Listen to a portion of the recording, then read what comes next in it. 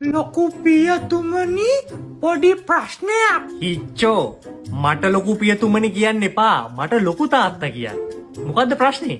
අනේ මේ පත්තරේ තියෙන නිවුස් එක මට තේරෙන්නේ නෑනේ. මොකද්ද තියෙන්නේ?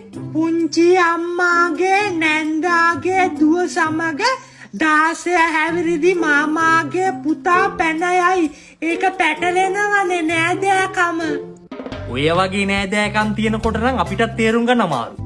මං ඒ වෙලාවට කරන්නේ ඔය කියන නෑදෑකම නිකන් අපේ කාට හරි වුණා නම් කොහොමද කියලා හිතන එක. එතකොට ලේසි. දැන් ඔතන හිච්චගේ නෑදෑකම් වලින් ගත්තොත් පුංචි අම්මගේ නැන්දගේ දුව කියන්නේ චේතනා අක්කා.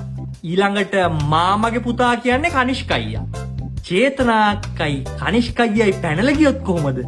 අන්න ඒ වගේ නිවුස් එකක් ඔය කියන්නේ. එහෙමනම් ලේසි තමයි. ඒකනේ කිව්වේ. තව එකක් තියෙනවා.